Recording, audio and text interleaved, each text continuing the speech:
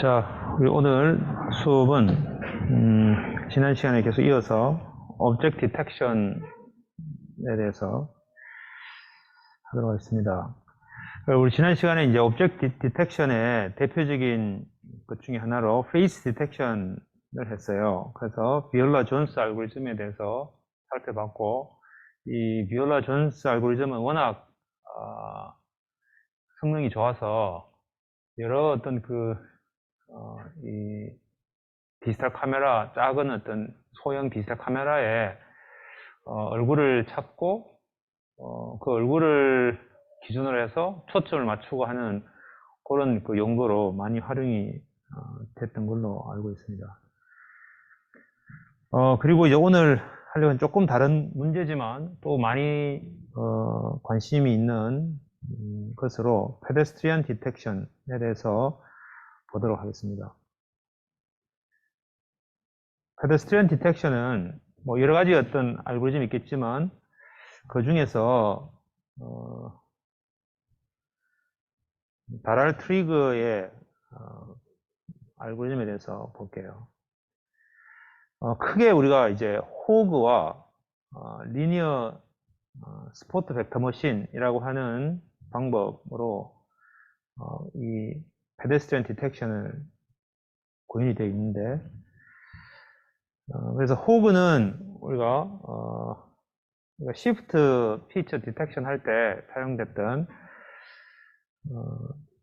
히스토그램 오브 그레디언트에 대한 글을 쓰는 거고, 리니어 스포트 벡터 머신은 우리가 이제 클래시파이어 중에서 이 클래스와 클래스의 경계에 해당되는 것에만 관심이 있는 그러한 어떤 방법 중에 하나로 잠깐 짧게 이야기를 했는데 상세한 내용은 우리가 다루지는 않았어요.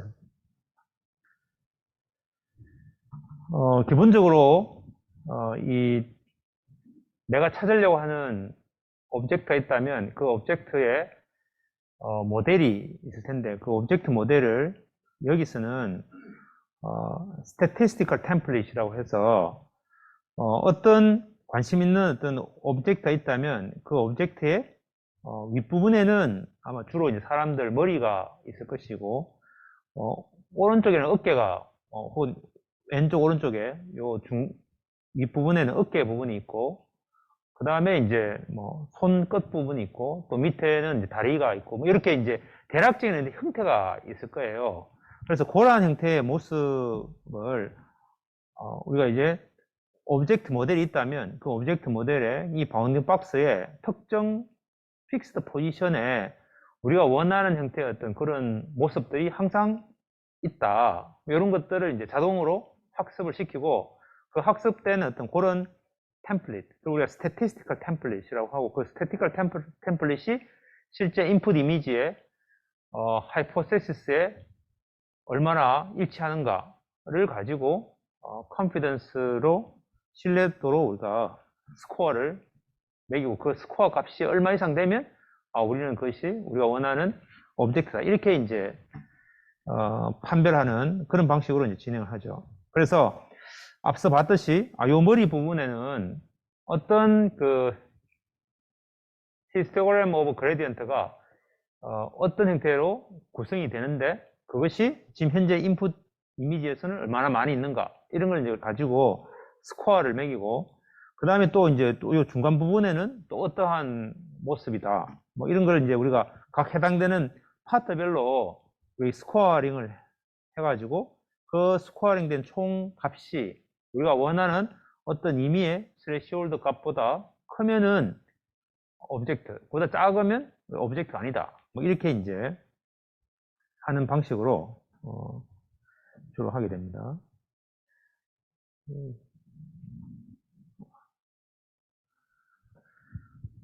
자, 그래서 다랄 트리거의 페데스트리안 디텍트는 여기서는 각각의 이 페데스트리언이 64by 128 픽셀의 고정된 픽스드 사이즈로 해서 요 이미지를 뽑아요. 그 다음에는 히스토그램 오브 그레디언트 피처를 해당되는 요 윈도우 안에서 호그를 뽑게 되는데, 그 호그는 앞서 이야기했듯이 Shift하고 거의 동일한 방식으로 그리드를 가지고 그 그리드 안에 있는 이 히스토그램의 이 기울기, 방향에 따라서 각도별로 히스토그램을 구하는 거죠.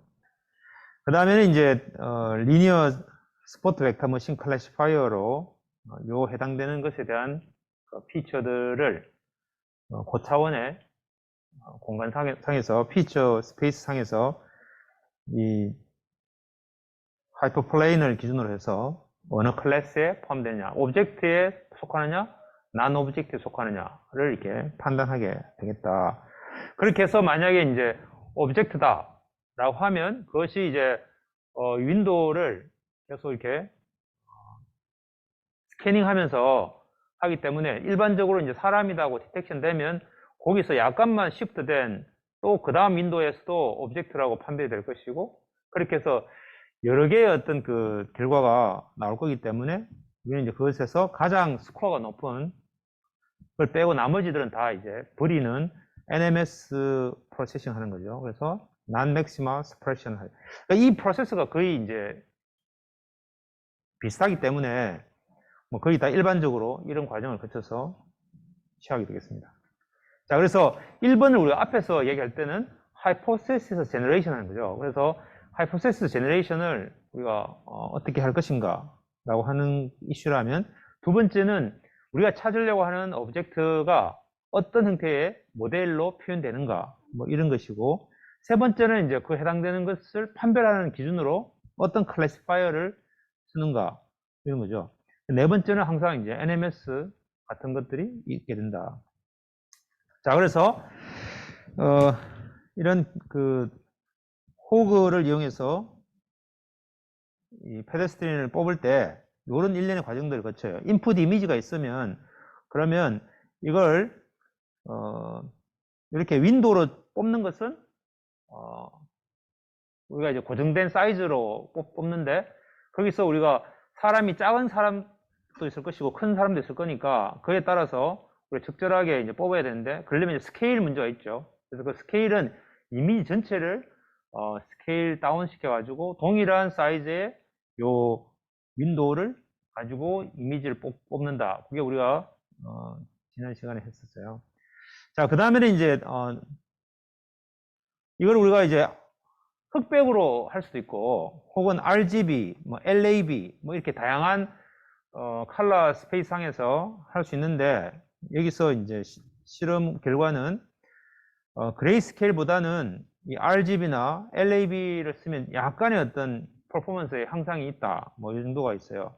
그 다음에는 이제 우리가 감마 노멀라이제이션과 컴프레션을 한다. 이게 감마 노멀라이제이션은 실제 이제 그 픽셀이 가지고 있는 인텐시티와 사람이 인지하는 그 인텐시티의 그 퍼셉션의 관점에서 좀 차이가 있으니까 그걸 우리가 리니어하게 바꿔주는 과정들이 우리가 감마 커렉션이라고 그러죠.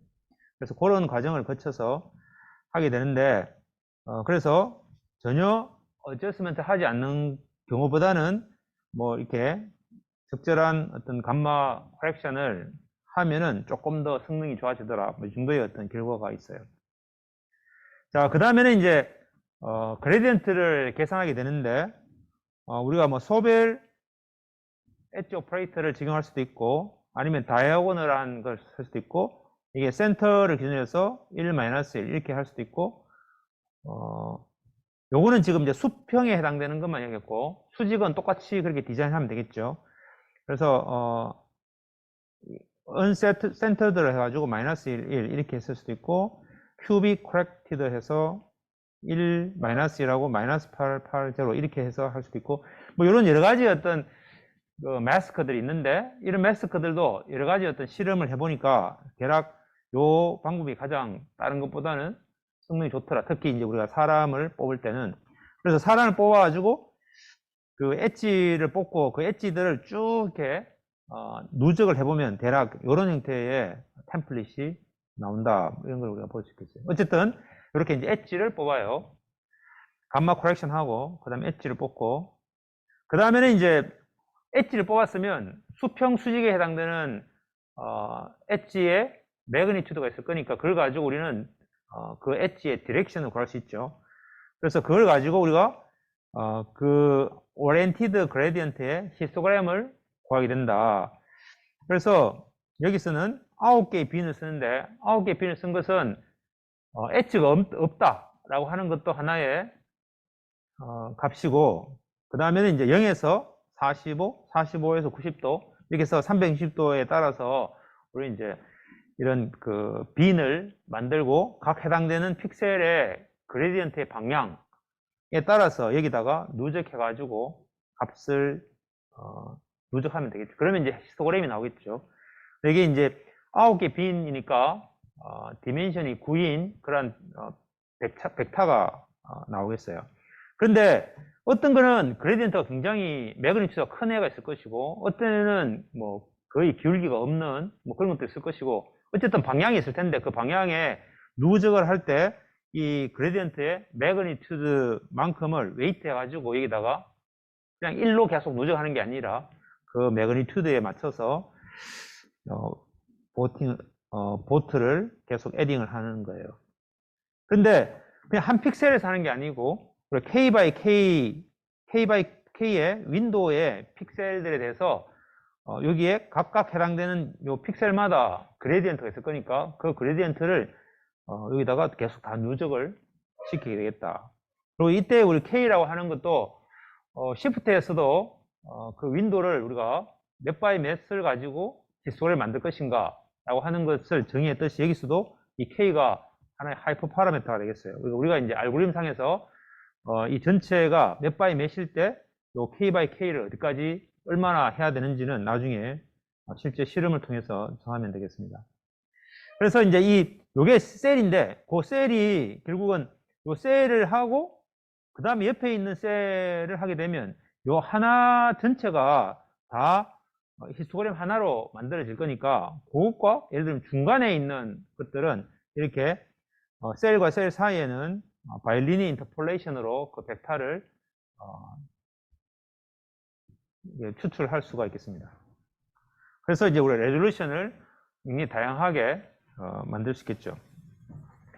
자, 그래서 여기서는 이 주위에 어떤 셀들이 있으면 이 셀들에 대해서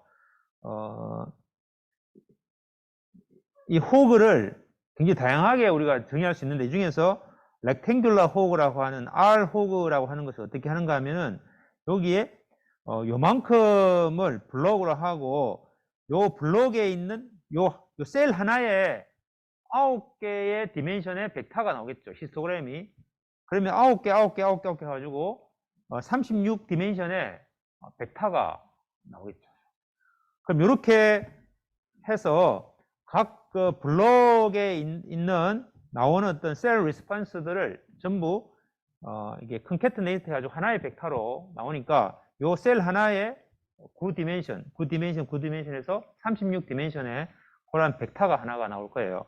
그럼 그 벡터 하나에 대해서 전체 값들을 다 매그니튜드를 제곱해서 다 더해서 루트 치해서 그거를 이제 나누어주면 우리 이걸 이제 노멀라이즈 하는 거죠. 그래서 이 벡터의 크기가 1이 되도록 그렇게 노멀라이즈를 해준다. 그래가지고 나중에 어떤 특정한 이제 그 벡터와 실제 인풋 이미지와의 어떤 그 관계를 구할 때도 이런 어떤 노멀라이즈된 이런 템플릿을 사용하게 되겠습니다.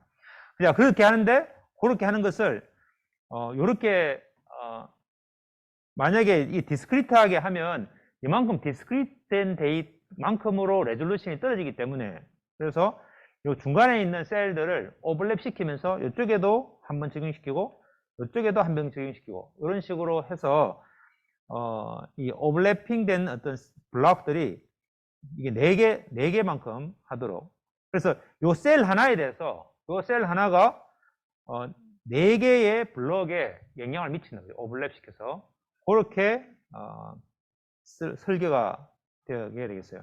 그래서 아까 얘기했던 노멀라이즈 할 때는 우리가 이제 그 특정 벡터가 있으면 그 벡터의 각각의 항들에 대해서 다 제곱해가지고 그것에 대한 스퀘어 루트를 취하면 되는데, 이때 만약에 얘가 그레디언트에 대한 히스토그램이기 때문에 만약에 그레디언트가 거의 없는 그런 어떤 그 영역이라면, 그래서 이 귤기가 없으면 이게 0이 되겠죠. 그럼 나중에 이게 0분의 이렇게 되니까 그렇게 안 되도록 하기 위해서 적절한 어떤 입실론 값을, 아주 작은 값들을 여기 대가지고 v가 0이 되더라도 항상 이렇게 0으로 divide by 0이라고 하는, 제로라고 하는 그런 에러가 안 생기도록 보통 일반적으로 이 입실론 값을, 아주 작은 스몰 콘스턴트를 대줘요.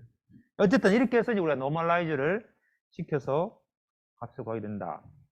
자, 그렇게 하면 이제 우리가 x라고 하는 것이 있으면 이 x가 셀의 개수가 이 15개, 옆으로 7개 해서 15by 7이고, 그 다음에 곡 하나마다 9개의 오리엔테이션의 히스토그램이 있고, 거기다가 아까 블럭을 4개가 만들어지니까 이게 더 곱하기 4 해서 3780 디멘션의 벡터 하나가 나와요. 자, 그래서 우리가 이제 이 사람을 디텍션 하기 위해서 요 윈도우 하나에 나오는 그 벡터가 3780 디멘션의 한 벡터 공간상에서 한 점으로 이것을 표현할 수가 있겠다. 자, 그러면 우리는 여기서 이제 학습을 할 때 사람인 데이터와 사람이 아닌 데이터, 이렇게 해서 데이터를 모아서 그 다음에 우리가 이제 리니어 클래시파이어를 이렇게 이 벡터 공간상에서 아까 봤던 3780 디멘션 상에 있는 점들을 두고 이 두 개를 가장 잘 나눌 수 있는 그런 어떤 리니어한 하이퍼스페이스 상에서의 하이퍼플레인을 구하게 되겠죠. 그때 우리가 글쎄 이 W라고 하는 것은 이 하이퍼플레인의 노멀 벡터가 될 것이고, 그 다음에 이제 얘가 이 오리진에서부터의 이 법선 방향에서의 거리, 이게 우리가 W에 놓은 분의 마이너스 B 형태로 돼서 이 벡터가 바로 WX 플러스 B라고 하는 플레인이 될 거예요. WX 플러스 B는 0이라고 하는 그 하이퍼플레인 되고, 여기서 이제 우리가 마진이라고 하는 걸 두고 그냥 하면은 요것에 대한 에러들이 얘를 기준으로 해서 요 바운더리를 넘어서는 까만색 점, 혹은 요 바운더리를 넘어서는 또 하얀색 점들에 대한 로스 에러를 가지고 그것이 최소화되도록 하는 그것을 하면 우리가 이제 리니어 클래시파이어가 되고, 여기에 이제 적절한 마진을 두고 요 마진만큼에 대해서는 우리가 이제 에러로 취급하지 않는 그런 방식으로 해서 우리가 이제 리니어 SVM 클래시파이어를 우리가 설계를 할 수 있겠어요. 자, 그래서 아까 여기서 플러스 아니고 마이너스인데 W라고 하는 그 플레인의 법선 벡터에다가 X를 이너 프로덕트 해서 그 다음에 마이너스 B 한 그 결과가 만약에 결과 0.16이라면 이 0.16의 사인 값이 플러스니까 1이면 얘는 페데스트린이다. 이게 마이너스면 이거는 페데스트린이 아니다. 이렇게 이제 우리가 클래시파이 하는 거죠. 자, 이때 우리가 여기서 X는 주어지는 인풋 트레이닝 데이터고, 그 트레이닝 데이터의 결과가 얘가 사람일 때는 얘가 플러스 결과가 나와야 되고, 그 플러스 결과가 나온다는 말은 W 트랜스포즈 X라고 하는 것이 B보다 커야 되겠죠. 그 다음에 만약에 마이너스라면 얘는 실제로 사람이 아닌 데이터들을 막 넣어가지고 얘는 전부 이 사인 값이 마이너스가 나와야 되는데 B보다 작아야 되는데, 그래서 그걸 기준으로 해서 우리가 얼마만큼 에러가 있는지를 판별하고 그것이 최소화되도록 이 W를 계속 바꿔가면서 우리가 이제 수렴해 가는 방향으로 학습을 하게 되겠죠. 자, 그 말은 무슨 말인가 하면 결국은 이 W라고 하는 것이 인풋 X를 기준으로 해서 X와 W를 이너 프로덕트 한 것이니까, 결국 이 W가 일종의 이 모든 사람이라고 했던 그 모든 트레이닝 데이터와 이 W가 이 템플릿 매칭한 것처럼 그런 효과가 있게 되겠어요. 그래서 이 W를 나중에 보면 결국 우리가 페데스트리안 디텍터에서 가장 이 사람이라고 하는 것에 잘 맞는 그런 형태의 이제 모델이 되는데, 그것이 우리가 앞에서 쭉 봤던 이런 어떤 statistical template을 학습하는 과정이다, 이렇게 생각할 수가 있겠어요.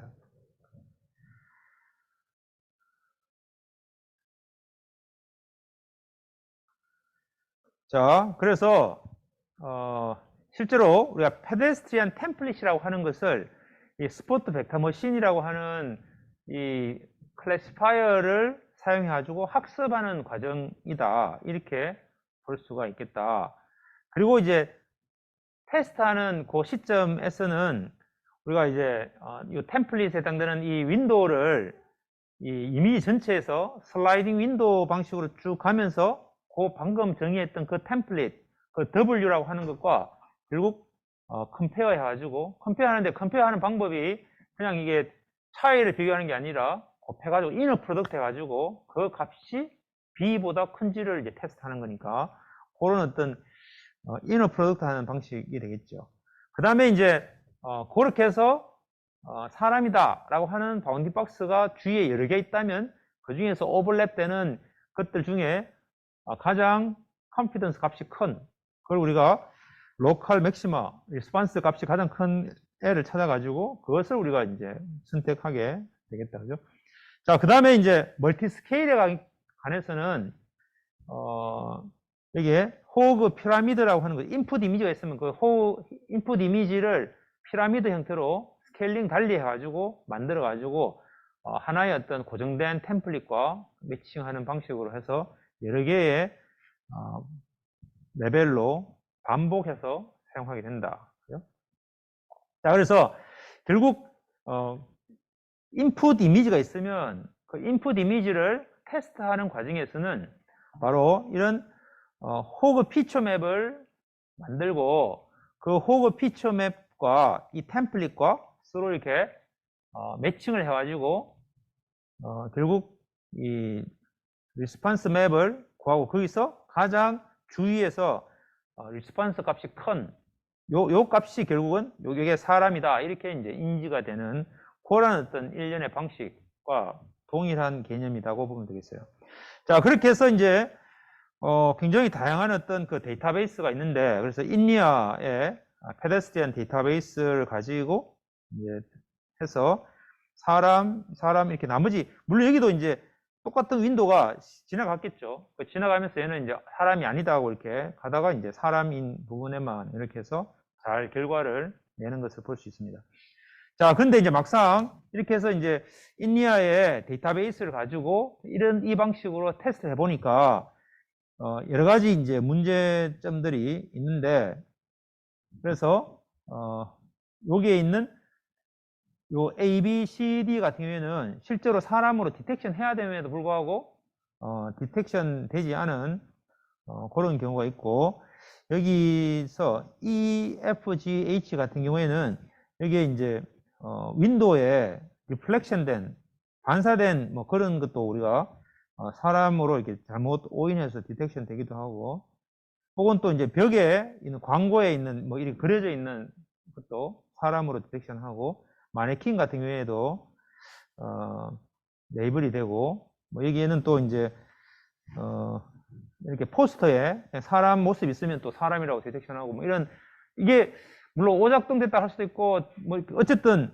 우리가 이제 여기서 사람은 이게 실제 사람인지 마네킹인지 아니면 또 이게 그림인지 실제 사람인지를 나름의 어떤 분간을 하는데, 호그라고 하는 방식으로 그레디언트만 쓰니까 이걸 구별하지 못하더라, 뭐 이런 이야기예요. 그래서 뭐 어쨌든 이런 것들이 결국 이제 피처를 결국 사람이 엔지니어가 혹은 연구자가 잘 설계를 해가지고 그 다음에 그것을 머신러닝 기법인 중에 하나인 클래시파이어인 SVM으로 클래시파이어 해가지고 실제 템플릿을 학습을 시켰다, 이런 형태의 개념인데, 그래서 요것들을 우리가 좀 더 이제 피처들을, 그러면 어떤 피처를 쓰면은 이런 것까지도 구별이 가능할까라고 하는 거를 이제 자동으로 피처를 뽑도록 하는 그런 방식으로 가면 이제 그게 결국 딥러닝이 될 것이고, 바로 그 직전에 있는 이런 방식으로 하면 이제 우리가 기계학습이다, 이렇게 이야기를 할 수 있겠습니다. 자, 그 다음에 그 중에서 우리가 이 디텍션 할 때 사용됐던 그 피처라고 하는 걸 우리가 rectangular hog라고 하는 걸 썼는데, 이 rectangular hog 말고 또 다양한 약간의 어떤 변형된 형태의 다양한 어떤 방법들을 가지고, 여기 보면 PCA shift도 했고, 또 뭐 보면 웨이블렛 같은 것도 쓰고, 뭐 여러 가지 어떤 방법들을 사용을 했는데, 그렇게 해보니까 굉장히 다양하게 우리가 성능이 나온다, 뭐 그런 걸 우리가 이야기를 할 수 있어요. 자, 어쨌든 여기서는 이제 슬라이딩 윈도우 방식으로 해가지고 하니까 뭐 어느 정도 페이스에 대해서 우리가 앞에서 잘 됐고, 또 지금처럼 자동차나 페데스트리언 같은 경우에도 어느 정도 잘 되는데, 실제로 이제 고양이나 뭐 개 같은 거 디텍션 할 때는 사실은 이런 식으로 하면 잘 안 된다 하는 거죠. 그리고 어떤 경우에는 어떤 클래스는 잘 되는데 어떤 클래스는 잘 안 되는가, 뭐 이런 것들이 이제 이슈가 있는데, 그래서 이게 이제 결국은 이 모델, 내가 지금 대상으로 하는 클래스에 대한 어떤 모델 레프레젠테이션이 얼마나 그런 것들을 다 수용할 수 있도록 그렇게 설계가 되어 있는가, 뭐 그런 거죠. 그래서 statistical template approach라고 하는 방식이 가지고 있는 어떤 장점은, 이게 그렇게 디폼을 하지 않는, 그러니까 항상 이게 사람들이 굉장히 다양한 포즈를 취한다고 하지만 걸어 다닐 때는 항상 딱 서서 그렇게 걷기 때문에 그런 것들을 우리가 찾는 데는 아주 효과적이다. 그래서 페이스나 자동차나 뭐 페데스트리안 이런 것들을 디텍션 할 때는 상당 부분 잘 된다. 그 다음에 이제 아주 빠르다. 그죠? 그래서 이미지 전체를 그냥 이런 어떤 그 템플릿과 동일한 레프레젠테이션을 바꾼 후에 그 다음에 그걸 그냥 그대로 템플릿 매칭하듯이 그렇게 하면 되기 때문에. 근데 이제 약점은 굉장히 디포멀한, 그러니까 많이 또 이렇게 유연하게 모습이 바뀌어지는, 특히 우리가 고양이 같은 경우에는 굉장히 모습이 다양한 모습이 있어요. 이럴 경우에는 하나의 어떤 스태티스티컬한 템플릿을 사용을 했을 때는 거기에 딱 맞지 않도록 되어 있는 인풋들이 더 많기 때문에 잘 작동이 안 된다. 그죠? 그 다음에 이제 오클루전에 또 로버스트하지 않다. 그래가지고 실제로 우리가 피치를 뽑았는데 어떠한 물체에 가려져 가지고 반밖에 안 보이는 그런 경우에는 얘가 스코어가 반밖에 안 나오겠죠. 그래서 이게 우리가 원하는 형태의 결과가 나오지 않아요. 그래서 이것도 이게 스태티스티컬 템플릿이 가지고 있는 문제예요. 그 다음에는 이제 이걸 하는 데 있어서 트레이닝 데이터를 굉장히 많이 써야 된다. 이게 우리가 뭐 하나의 위크니스라고 하는데, 이것은 기존에 있던 뭐 신러닝 기법에서 이런 어떤 스태티스티컬 템플릿이 가지고 있는 약점이지만, 이걸 우리가 딥러닝으로 넘어가면 이것보다 훨씬 더 많은 데이터들이 필요해요. 거기 사용해야 될 어떤 트레이닝 해야 될 파라미터가 많기 때문에. 자, 그래서 이 페데스트리안 디텍터에 대한 것에 대해서 좀 설명을 했고요. 그 다음에 이어서 우리가 이제 이미지 리트리벌에 대한 부분을 조금 살펴보도록 할게요. 이게 다 같이 연계되어 있기 때문에 우리가 이제 이미지를 가지고 리트리벌 하는 것은 뭐 굉장히 다양한 응용이 있지만, 그중 가장 대표적인 것은 어떤 사진을 주고 이 사진과 비슷한 사진을 찾아라 라고 하는 게 아마 가장 비슷한 어떤 문제라고 볼 수 있겠어요. 그럴 때 백 오브 피처라고 하는 모델을 사용하는 것, 그 다음에 이제 그걸 이미지 리트리벌에 어떻게 활용되는가, 거기에 필요한 어떤 기술적인 내용이 뭔지 그걸 살펴보도록 하겠습니다. 자, 먼저 백 오브 피처라고 하는 모델은 그냥 피처들을 모아가지고 그냥 우리가 종이 가방 백에다가 집어넣은 그런 모델이다, 이 말이에요. 이걸 우리가 BOF 모델이라고 그러는데, 이게 어디서 나왔는가 하면은 이제 다큐멘터를 찾을 때 많이 사용을 했어요. 그래서 우리가 이제 다큐멘터를 찾는다는 것은 구글에서 구글링을 하면, 혹은 네이버가 키워드를 주면 그 키워드가 들어있는 그러한 홈페이지를 빠르게 찾잖아요. 이 과정에서 사용하는 방법과 비슷하다고 보면 되겠어요. 그래서 우리가 다큐멘트가 있으면 다큐멘트를 bag of words라고 해서 그 다큐멘트를 이루는 단어들을 그냥 백에다 그냥 집어넣어 놨다 이죠. 그처럼 사진 같은 경우에는 사진에서 어떤 피처를 찾고 그 피처를 여기다가 이 백에다가 그냥 집어넣어 놨다. 근데 그때 그 피처가 여기서 다큐멘트에서의 단어에 해당되는 거라고 생각을 하고 그것들을 우리가 넣어놓고 그렇게 표현했다 이렇게 생각하면 되겠어요. 그래서 당연히 여기서는 눈이 여기 있고 코가 여기 있고 이런 어떤 상대적인 어떤 그 기하학적인 정보들이 다 사라지고 그냥 이 가방 백 안에 그냥 그런 내가 필요한 어떤 것들이 그냥 쭉 막 섞여 있는 거예요.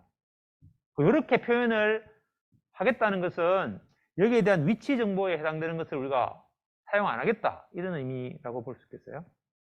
그래서 우리가 이제 다큐멘트를 보면 다큐멘트에 뭐 어떤 형태의 어떤 다큐멘트가 있는데 이 다큐멘트에서 우리가 키워드를 쭉쭉쭉 뽑다 보면 sensory, brain, visual, perception, 뭐 retinal, cerebral cortex 뭐 이렇게 이런 단어들이 여기 쭉 있다 이죠. 물론 여기에 예를 들어서 of, all, the, our 뭐 이런 단어들은 다른 다큐멘트에도 이미 다 있는 것들이죠. 그래서 그런 것들은 피처라고 하지 않아요. 그러니까 우리가 특정 키워드에 해당되는 것들이 그런 것들은 그럼 어떻게 선별하는가?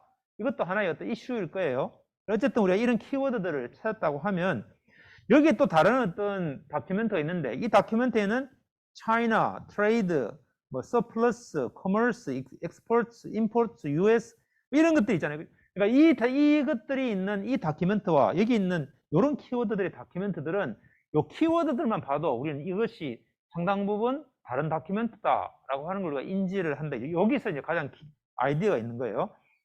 그래서 오더가 없는 아까 했던 이제 키워드를 그냥 뽑았으니까 뽑아가지고 백에다가 넣었으니까 이 오더가 없는 다큐멘트 레프레젠테이션 방법이라고 하는 것은 우리가 어떤 딕셔너리가 있으면 그 딕셔너리에서 요 단어들이 얼마나 여기에 많이 나오는가라고 하는 프리퀀시 형태로 이 다큐멘트를 정해 놓으면 나중에 우리가 빠르게 어떤 특정한 다큐멘트 키워드만 주면 그 키워드에 해당되는 다큐멘트를 빠르게 찾을 수 있지 않겠는가라고 하는 게 기본적인 아이디어가 되겠어요. 자, 그래서 이 아이디어는 우리가 이제 미국에서 이게 이제 뭐 테러가 한참 막 일어날 때 그때 이제 우리가 이제 그 누군가가 이렇게 전화를 어떻게 이렇게 나라와 나라 사이로 이렇게 전화 통화를 할 때 그걸 도청해 가지고 거기에 사용 나오는 어떤 키워드들을 쭉 모아 가지고 보니까 그 특정 키워드 테러라고 하는 키워드, 뭐 이라크라는 키워드, 뭐 이런 키워드들이 나오면 결국은 이것은 이제 그런 어떤 그 테러에 해당되는 범죄와 관련된 어떤 그런 전화일 것이다. 이렇게 이제 우리가 인식하는 데 있어서 이러한 기술들이 활용이 됐다 이거죠. 자, 그래서 이것은 뭐 이제 대통령이 그 이제 그 유니언어들 연설을 할 때 사용됐던 어떤 문장을 다큐멘트를 가지고 키워드들을 뽑아 가지고 보니까 그 당시에 가장 미국에서 이슈가 됐던 사건이 뭔지를 금방 알겠더라. 뭐 이런 개념들이에요.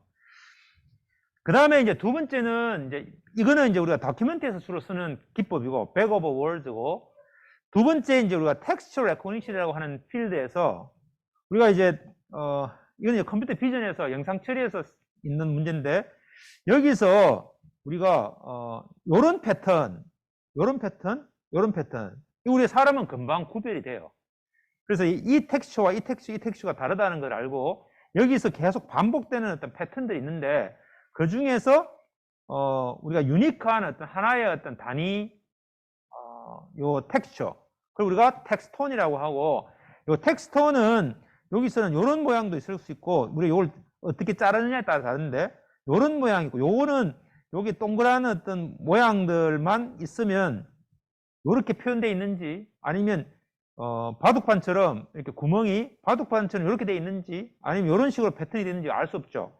그러니까 이제 요것을 기준으로 보면 요런 모양으로 되어 있다는 것을 알 수 있고, 또 요것으로만 패턴이 되어 있다고 하면 우리가 알 수 없는데, 요것처럼 요런 모양도 있다, 요런 어떤 텍스톤이 있고, 요 텍스처는 요게 요런 세 개의 텍스톤으로만 디파인 되어 있어도 우리 이것을 제너레이션 할 수가 있겠다. 그래서 이것을 표현하는 가장 핵심적인 그러한 어떤 텍스톤이, 이 텍스처를 표현하는 텍스톤이 요 세 개다. 이렇게 이제 뽑아내는 어떤 그런 기술들이 있다면 이것으로 우리는 이 텍스처를 만들어낼 수도 있고, 혹은 여기서 얘만 알면은 얘는 요 세 개로 이루어진 텍스처다, 이렇게 인식을 할 수 있겠다, 그죠? 그 다음에 얘는 또 요런 모양, 요런 모양, 요런 모양의 어떤 텍스톤으로 구성이 되어 있고, 얘는 이렇게 되어 있다. 이렇게 이제 가장 어떤 텍스처가 있으면 그 텍스처에서 텍스톤이라고 하는 어떤 그런 걸 찾고, 그 텍스톤이 얼마나 많이 있는가라고 하는 것으로 우리는 이 텍스처를 인식하는데 사용을 한다. 다만 이것들이 실제 공간상에서 어떤 식으로 배치가 되어 있는지에 대한 정보는 몰라도 우리는 이것을 가지고 텍스처를 인식할 수 있겠다, 그런 개념이에요. 그래서 어떻게 하는가 하면 여기서 임의대로 막 이렇게 박스를 이렇게 뽑아 가지고 여기에 있는 텍스톤 딕셔너리하고 비교를 해 가지고 보면 여기에 어떤 그 박스를 가지고 뭐 어떤 방식으로든 우리가 히스토그램을 그어보면 요런 텍스처, 요런 텍스톤, 요런 어떤 피처들은 많이 나와 있고, 얘들은 조금 나오더라. 이제 여기서 우리가 뭐 이거를 아까 봤던 우리 호그를 쓰든 어쨌든 어떤 의미의 피처를 가지고 뽑아가지고 여기서 나오는 피처와 여기서 나오는 피처들을 서로 비교해 보면 속화되는 것이 여기가 히스토그램이 많고 여기는 작더라. 그 얘는 여기서 나오는 어떤 그런 텍스톤에서는 많이 나오고 여기는 적다, 이런 거죠. 그래서 이런 어떤 텍스톤 딕셔너리라고 하는 것이 있고, 그 텍스톤 딕셔너리에 각각의 여기에 있는 이 이미지가 얼마나 많은 피처들이 중첩되는가 라고 하는 히스토그램을 구해 가지고 이 히스토그램으로 우리는 얘는 결국 얘로 이루어진 것이다, 이렇게 인식을 빠르게 할 수 있겠다, 이런 개념이에요. 자, 그래서 여기서는 우리가 필요한 것이 결국 어떻게 하면 이런 어떤 텍스톤 딕셔너리를 빠르게 잘 만들어 놓을 것인가 라고 하는 거예요. 그러니까 이제 우리가 워드에서는, 다큐멘트에서는 이 딕셔너리라고 하는 것이 있어요, 그죠? 우리가 뭐 2만 단어, 뭐 아니면 1000 단어, 뭐 많이 사용되는 어떤 키워드, 뭐 이런 것들을 우리가 만들 수 있는데, 이미지에서는 그럼 어떻게 할 것인가, 이게 좀 어려운 부분이에요.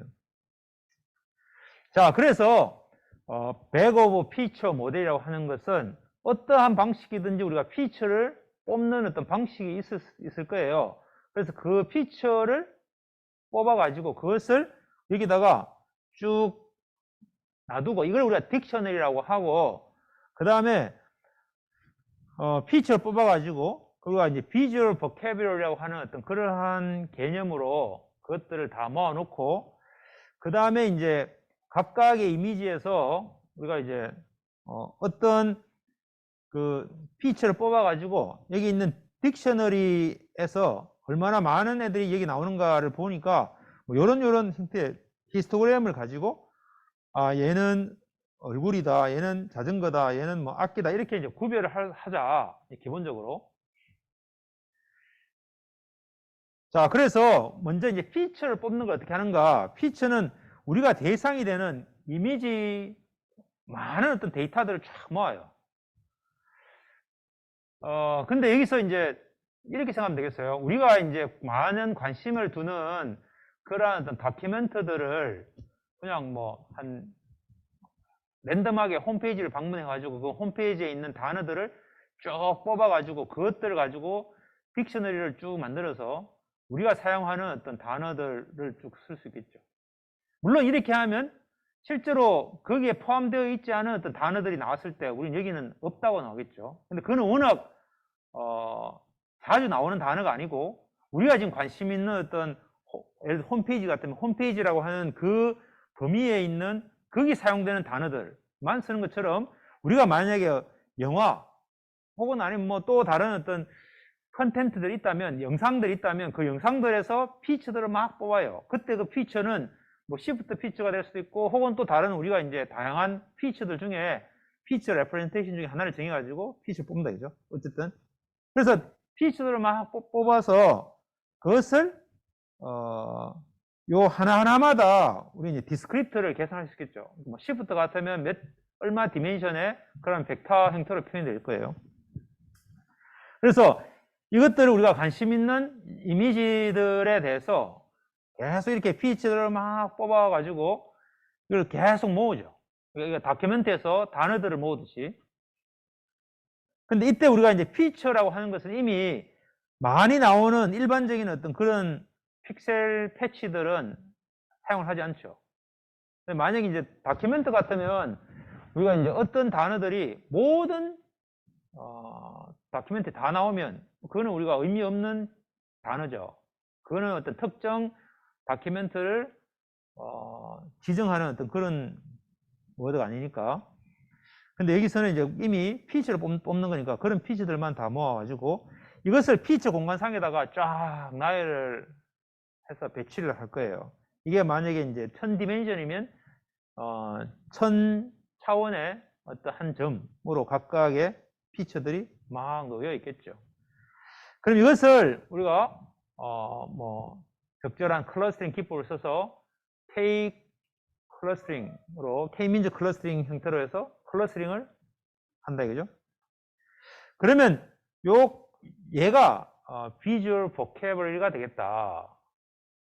그러니까 왜 이런 일을 하는가 하면 단어는 그 단어 하나가 이미 뭐 스튜던트 그러면 스튜던트라고 하는 게 딱 있지만 실제로 우리가 만약에 어떤 특정 피처라고 하는 것은 영상에서 약간 일루미네이션이 다르거나 뷰가 다르거나 뭐 여러 가지 상황에 따라서 동일한 어떤 패치라도 약간씩 달라지기 때문에 그 값들이 쫙 다양하게 있다 이거죠. 그래서 그것들을 우리가 하나의 어떤 단어라고 하는 묶음으로 그거를 이렇게 구분해 줘야 되는데 그것이 이렇게 클러스터링을 통해서 한 묶음으로 이렇게 해서 이것을 하나의 어떤 vocabulary다. 그래서 여기에 포함되는 다른 어떤 것들도 다 동일한 하나의 단어다. 이렇게 이제 묶어 주려고 하는 그 말이 되겠어요. 그래서 이걸 우리가 벡터 퀀타이제이션이라고 그렇게 이야기해요. 그래서 클러스터링이라고 하는 것은 결국 단어장을 만드는 건데 그 단어장이라고 하는 것이 디스크리트하지 않고 굉장히 복잡한 형태의 어떤 그런 연속적인 공간상에 있는 것이기 때문에 어디서 어디까지를 우리가 한 묶음으로 해서 하나의 디스크리트한 표현으로 요 단어 이렇게 할 것인가 뭐 이런 거죠.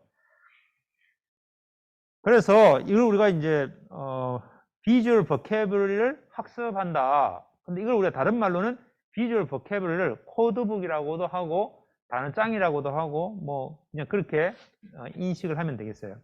이것을 하기 위해서는 우리가 unsupervised learning process를 거쳐서 쓰게 되겠습니다. 그래서 K-민즈를 통해서 구한 각각의 클러스터의 센터를 우리는 코드 벡터라고 하자. 그 다음에 그 코드북이라고 하는 것은 결국 이 트레이닝 셋 상에서 우리가 이제 학습된 어떤 그러한 코드 벡터들의 전체 집합이라고 생각하면 되겠어요. 그래서 만약에 지금 여기서 쓰는 것들이 뭐 특정한 도메인 상에 있는 어떤 이미지만을 쓰는 게 아니고 일반적으로 우리가 쓰는 상당 부분의 어떤 영상들을 다 같이 아울러서 쓴다면은 그럼 이거를 우리는 이 코드북을 그냥 유니버설한 코드북이다 이렇게 하자 이거죠. 아까 봤듯이 어떤 뭐 그 특정한 코미디 영화에 나오는 것만 영상을 촬영한다고 해가지고 거기서 나온 피처들만 뽑았다고 해가지고 그것이 다른 어떤 도메인에서 활용이 안 되느냐 그게 아니라 뭐 이게 이제 영상이 특정한 영상이라도 그것들을 우리가 상당 부분 모아가지고 쓰면은 비슷한 단어들로 다 매핑이 가능하다 이 말이 되겠습니다.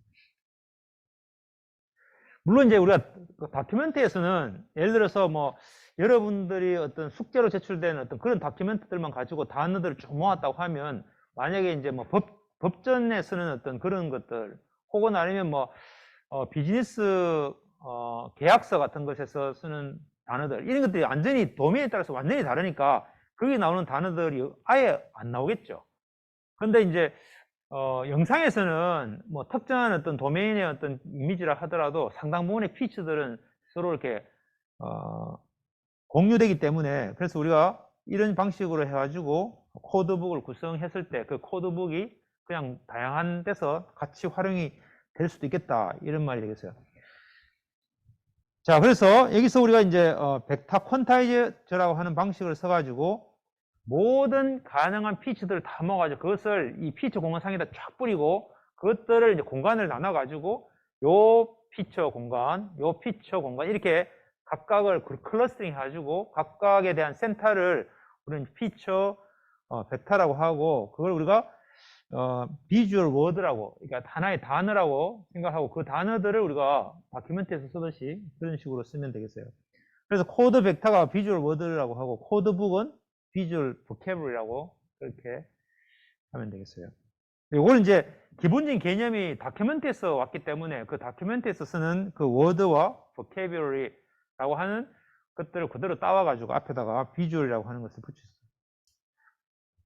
자, 그래서 실제로 이제 만약에 자동차를 이미지들이 있으면 자동차 이미지를 쫙 모아가지고 막 이게 여러 패치들을 쭉 만들어가지고 그 다음 이것들에 대해서 피처 공간상에다가 쫙쫙 뿌려가지고 클러스터링 하다 보니까 대략 요런 애들은 전부 다 요것에 다 포함이 되고 이렇게 클러스터링이 되더라.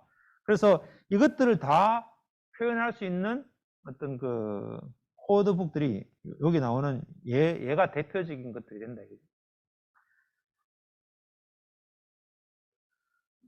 그 다음에 만약에 이제 이 사람의 액션을 디텍션하기 위한 어떤 코드북을 판다 하면 동영상으로 촬영을 한 후에 그 다음에 이제 우리가 특정한 어떤 그 움직이는 것에 이 타임에 따른 이미지까지 해가지고 3차원의 어떤 요 패치들을 뽑아가지고 거기서 피치를 뽑다 보면 이렇게 이 사람이 뭐 왼쪽으로 걸어가든 오른쪽으로 가든 걸어가는 어떤 발자국의 발 위치에 해당되는 것에 해당되는 피처, 그 다음에 다리 부분에 해당되는 거, 뭐 이렇게 해서 이런 것들 다 쭉 뽑아가지고 우리가 코드북을 또 만들 수가 있다. 자, 그렇게 해서 코드북을 뽑아서 그 다음에 여기서 이제 막 피처를 쭉 뽑으면 만약에 이 걷는 거라고 하면 여기서 뽑히는 어떤 코드들이 주로 이 워킹 할 때 나오는 어떤 그 피처들이 많이 뽑혀 가지고 그러면 이제 얘는 걷는 액션이구나. 뭐 뛰는 것이 있으면 얘는 뛰는 액션이구나. 이렇게 이제 액션 레코니션 할 때도 이런 방식으로 코드로만 잘 매핑이 되면 거기에 해당되는 다큐멘트가 결국은 아까 우리가 얘는 테러에 관련된 거다. 얘는 뭐 사이언스 논문에 관한 거 이런 것처럼 이 액션에 대한 것들도 그렇게 이제 워드들을 다 분리해 놓으면 나중에 그 해당되는 액션에 나오는 단어들인지를 분석해서 우리는 얘를 액션 레코니션에도 활용한다. 이제 그런 개념이에요. 자, 그래서 비주얼 워드 혹은 백 오브 월드라고 하는 방법은 이 지오메트리에 플렉시블하게 꼭 거기에 특정 피처가 있어야 되는 게 아니기 때문에 그냥 그런 어떤 피처들이 그 이미지에 있으면 되니까 그래서 지오메트리에도 플렉시블하고 디포메이션에도 플렉시블하고 뷰 포인트에 대해서도 플렉시블하다.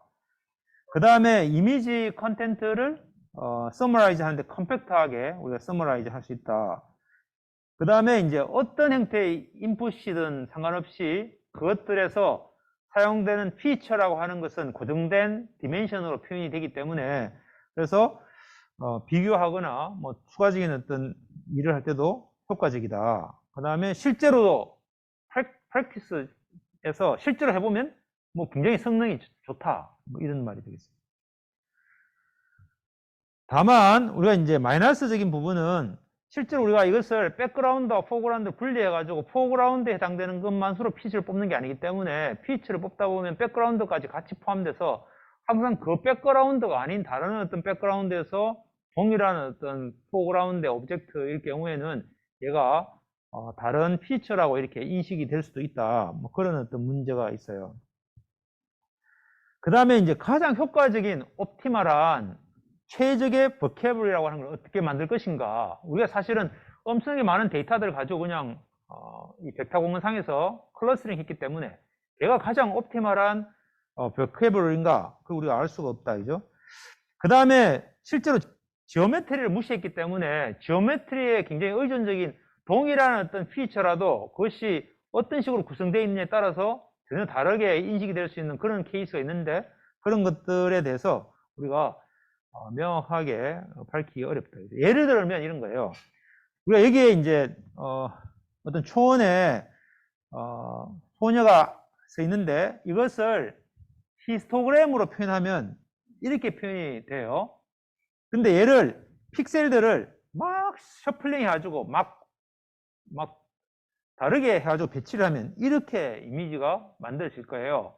근데 이것도 히스토그램 구하면 똑같아요. 이렇게 되고 얘를 밝기 기준으로 해가지고 소팅을 해가지고 쫙 배치해가지고 이렇게 해놓으면 얘도 똑같다 이거죠. 어쨌든 우리가 실제로 사람이 인지를 할 때 영상에서 가지고 있는 굉장히 중요한 정보는 어떤 그것에 대해서 어떤 특정 피처가 얼마나 많이 있는가라고 하는 분포라기보다는 그것이 가지고 있는 절대적인 위치 정보가 굉장히 중요한데 우리가 백 오브 워드에 가지고 있는 문제가 단어들이 똑같이 있더라도 그것들을 어떻게 배치하느냐에 따라서 전혀 의미가 다르듯이 그런 어떤 부분들이 좀 문제가 있다 뭐 이런 거죠.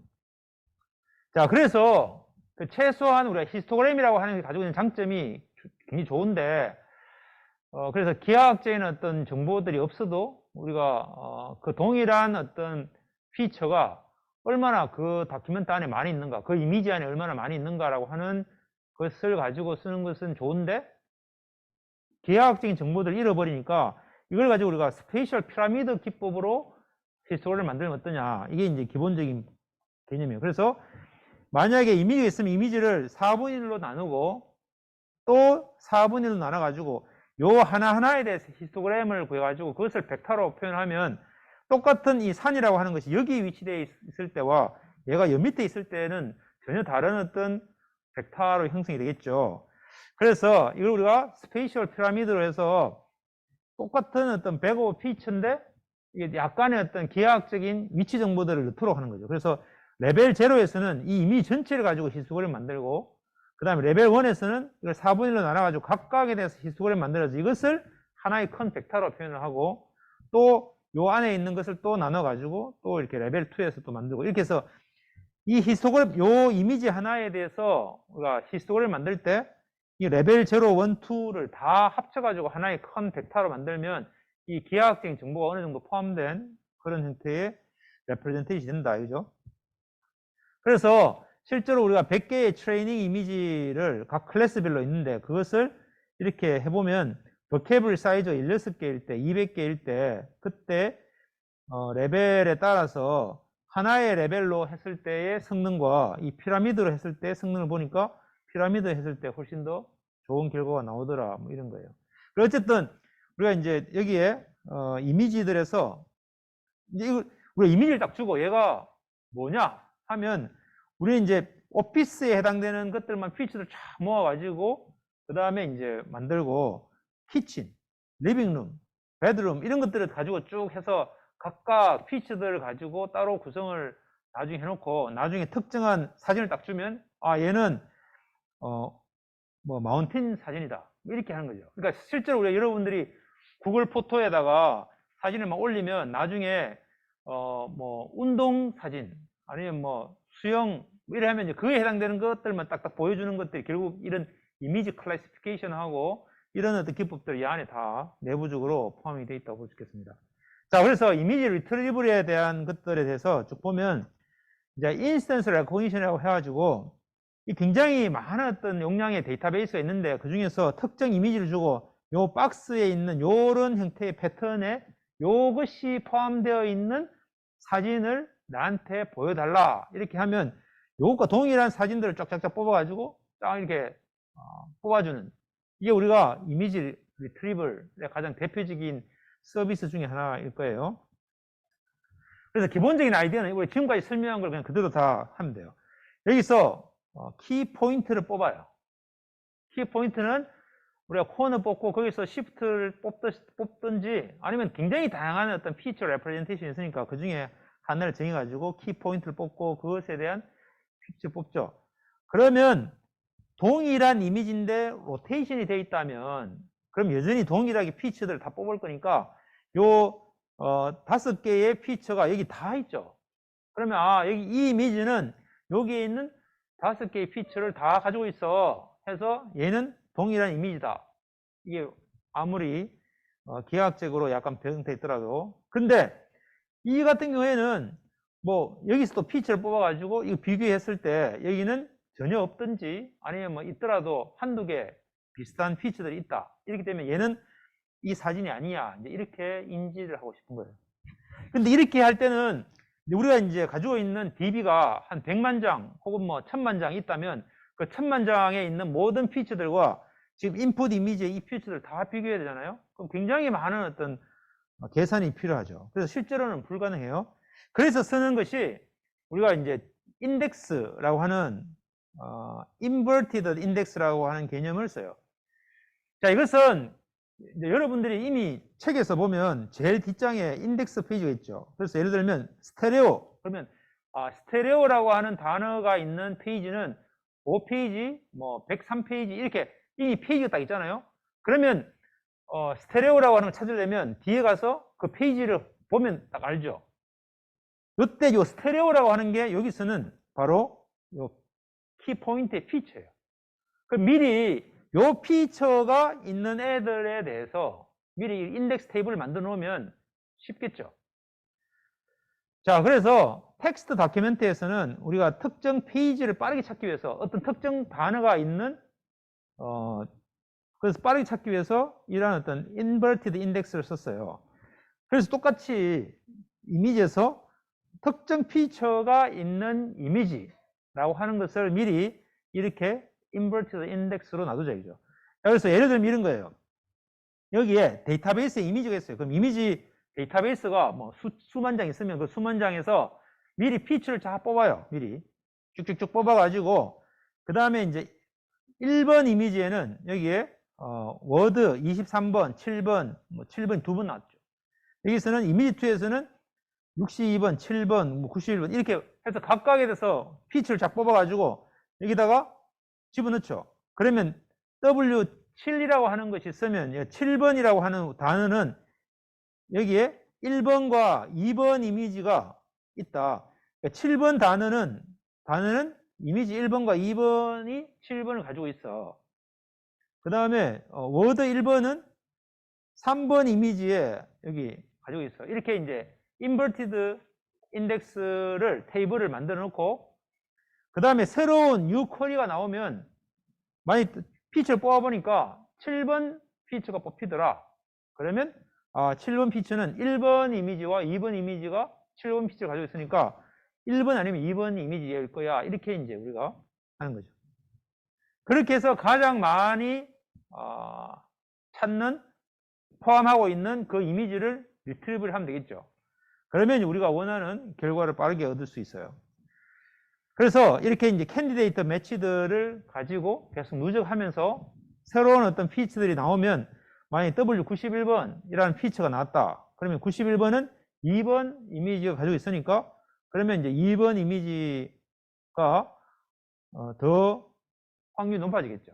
이런 식으로 계속 누적해가지고 우리가 원하는 걸 구하면 돼요. 자, 그래서 inverted index라고 하는 것은 먼저 기본적인 요구 사항이 sparsity예요. 아까 우리가 했던 것처럼 이미지 책에서 만약에 hour라고 하는 단어들은 모든 페이지에 한 번 이상 나온다. the라고 하는 더는 더 많이 나오겠죠. 그럼 그런 걸 가지고 인덱스 만들어 놓으면 의미가 없어요. 그러니까 최대한 다른 페이지에는 나오지 않으면서 최소한으로 나오는 어떤 그런 것들을 찾아야 되는데 그래서 그게 바로 우리가 sparsity예요. 그래서 많은 이미지에서는 굉장히 많은 단어들이 많이 포함이 되어 있어서 그렇게 하면은 굳이 인덱스 테이블을 만들어 가지고 하는 것보다는 그냥 찾는 게 훨씬 더 빠를 수 있다 이죠. 그래서 그런 단어들을 쓰면은 안 되고 최대한 많은 이미지에 포함되어 있지 않은 그런 유니크한 어떤 그런 디스팅트한 그런 피처들을 가지고 써야 된다. 그 다음에 이제 그럼 어떻게 하면 빠르게 어떤 특정한 피처들이 아까 봤듯이 여기에 있는 여기에 뽑으면 얘는 7번 단어야, 7번 피처야 이렇게 빠르게 우리가 찾을 것인가. 그래서 그걸 위해서 우리 이제 만약에 단어 같으면 그 단어장에다가 놔두고 단어장에서 단어장을 빨리 찾으면 되는데 이거는 딱 소팅이 돼 있으면 뭐 바이너리 서치를 하든 뭐 어떻게든 빨리 그 단어를 딱 찾을 수 있겠죠. 딕셔너리에서. 근데 이제 이것을 이런 이미지상에서 어떻게 하는가. 그래서 우리가 비주얼 버캐블이라고 하는 것을 효과적으로 표현하기 위해서 트리 형태로 쓴다 이거죠. 그래서 우선은 이제 버캐블리 사이즈를 우리가 얼마나 크게 할 것인가 라고 하는 게 중요해요.